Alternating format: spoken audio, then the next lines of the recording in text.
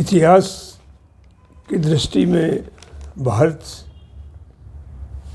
का भाग 55वां, मनमोहन सिंह का समय। अटल बिहारी वाजपेयी की सरकार चुनाव में हारने के बाद जो 2004 के लोकसभा के चुनाव हुए, उसमें बीजेपी 145 रह गई, बीजेपी 138 रह गई और कांग्रेस 145 चली गई, और कांग्रेस का मोर्चा है उसकी संख्या ज़्यादा हो गई। पार्लियामेंट मेंबर ने सोनिया गांधी को प्रधानमंत्री चुना, लेकिन सोनिया गांधी के सामने एक मजबूरी थी, क्योंकि सोनिया गांधी भारत में एक शालीन औरत के रूप में है और ये अंतर्राष्ट्रीय राजनीति को, अंतर्राष्ट्रीय दबाव को खूब अच्छी तरह से समझती थी। ये सीआईए के कारनामों से समझती थी। इसने अपने परिवार में अपने पति और अपनी सास को जो खोया उससे, और जो दूसरी तरफ विपक्ष सबसे ज़्यादा जो आरोप लगा रहा था कि ये विदेशी है, उसके लिए उसने मनमोहन सिंह का सिलेक्शन करना कांग्रेस के हित में था। लेकिन मनमोहन सिंह के प्रधानमंत्री काल में का विश्लेषण करना ऐतिहासिक दृष्टि से वो एक थोड़ा जटिल मुद्दा है, क्योंकि Manmohan Singh as a man he was very sober, academic person था, अर्थशास्त्री था, दुनिया के यूएनओ में उसने काम किया था, रिजर्व बैंक ऑफ इंडिया का गवर्नर भी रहा, यूजीसी का चेयरपर्सन भी रहा, योजना आयोग का मेंबर भी रहा, और नरसिंह राव की सरकार में वित्त मंत्री भी रहा।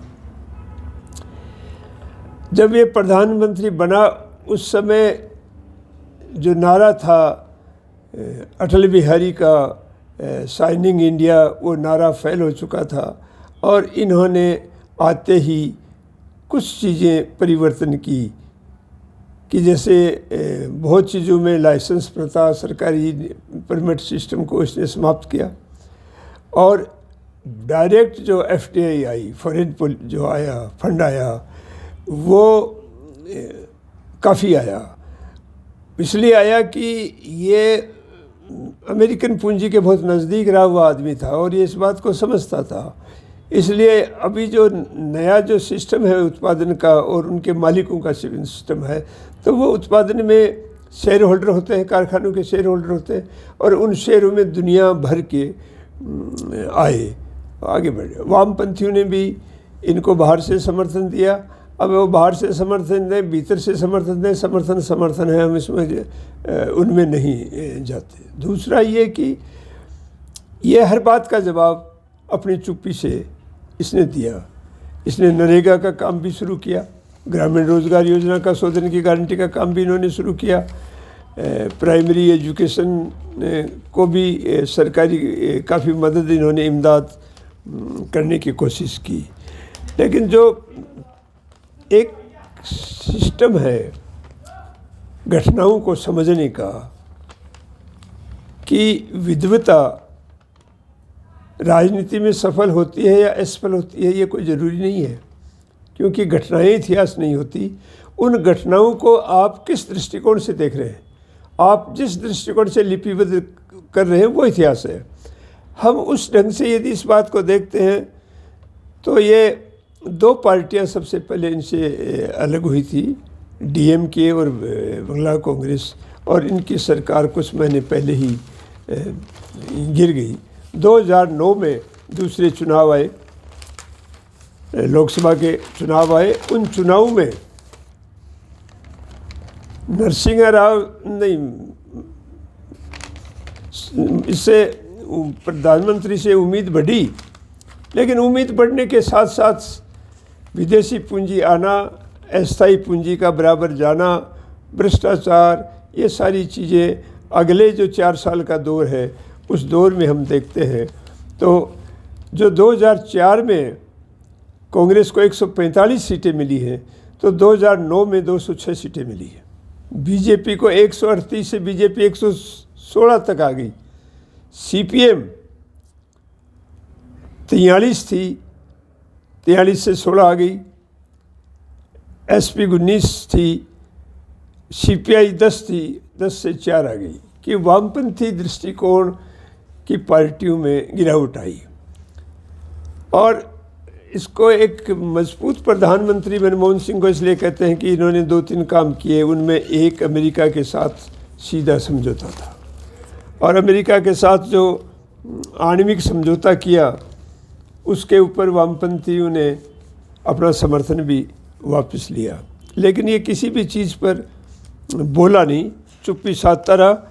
और उस चुप्पी का परिणाम ये रहा कि जो चीज़ इसने नरेगा या जो FDI का आना, लाइसेंस प्रथा का समाप्त करना, इन चीज़ों का जो उनका श्रेय था, ये ज़्यादा दिन इनकी बात चली नहीं। और भारत में भी एक आर्थिक घोटाला होना शुरू हो गया। उन घोटालों के पहले बीच में घोटालों की आवाज़ बहुत आगे तक गई। उसमें अन्ना हजारे का भी आंदोलन है, उसमें दिल्ली की नई सरकार भी बनी है। और इसको ज़्यादा आगे बढ़ाने में, भ्रष्टाचार को खुला बताने के लिए 5 अप्रैल 2011 को अन्ना हजारे, अरविंद केजरीवाल, किरण बेदी, प्रशांत भूषण, संतोष हेगड़े और बाबा रामदेव भी उसमें शामिल हो गए। और लोकपाल बिल के ऊपर आंदोलन हुआ। लोकपाल बिल ने पूरे हिंदुस्तान को हिला करके रख दिया, और आखिर में इमरजेंसी में पार्लियामेंट बुलाकर लोकपाल नहीं बनाया, लेकिन लोकपाल बिल पास कर दिया। अब इसके समय जो घोटाले हुए हैं, आर्थिक घोटाले हुए हैं, जो बड़ा एक अर्थशास्त्री के रूप में इसको कहा जाता है।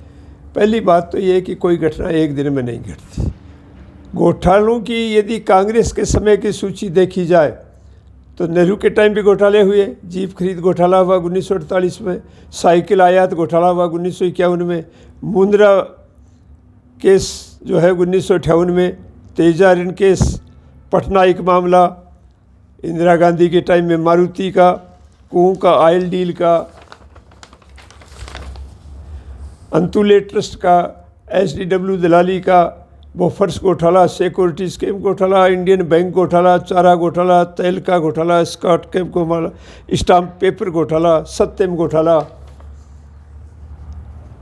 ये सारे घोटाले उससे पहले भी हुए। लेकिन हमें ये देखना है कि ये सिलसिला, क्योंकि हम यदि इतिहास का अध्ययन करते हैं,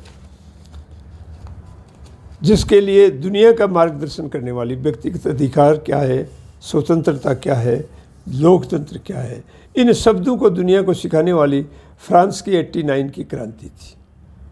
और हम सामंतवाद को ख़त्म करके ही लोकतंत्र कायम कर सकते हैं। हम सामंतवाद के साथ समझौता करके कायम नहीं कर सकते, क्योंकि सामंतवाद भौतिक रूप में भी खड़ा रहता है, उसकी पूरी प्रॉपर्टी सब कुछ सुरक्षित रहता है, और सामाजिक तौर पर सामंती दृष्टिकोण जो है वो समाज को पीछे की तरफ ले जाता है।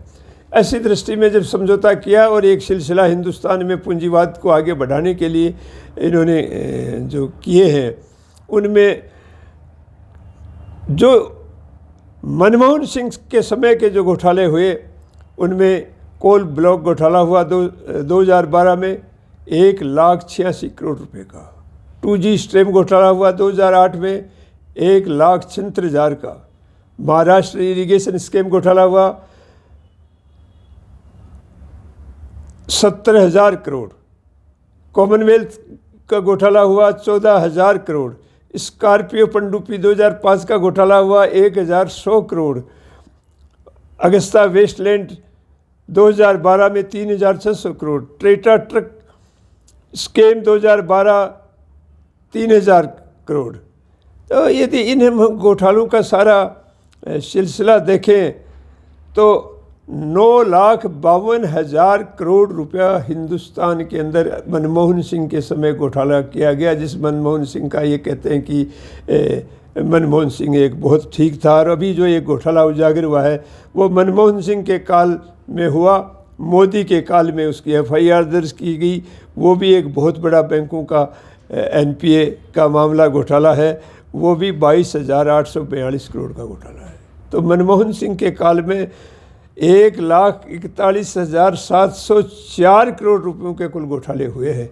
तो देश की अर्थव्यवस्था मनमोहन सिंह ने अंतर्राष्ट्रीय पूंजी के साथ जोड़कर, अंतर्राष्ट्रीय मुनाफे के साथ जोड़कर देश को गुमराह करके देश को आर्थिक तौर पर दिवालिया बनाने की तरफ, प्राकृतिक संसाधनों को लूटने की तरफ, इस लूट को उन्होंने जारी रखा। ये लूट और आगे प्राकृतिक संसाधनों के लूट जारी रह के कैसे देश दिन पर दिन और गिरावट में जा रहा है, कैसे दिन पर दिन मृत्यु दर बढ़ रही है, कैसे दिन पर दिन बेरोज़गारी बढ़ रही है, इन सब चीज़ों को देखा। और जब ये 2014 के अंदर इनसे दुखी होकर, इन भ्रष्टाचारों के उजागर होने के बाद कांग्रेस नीचे चली गई।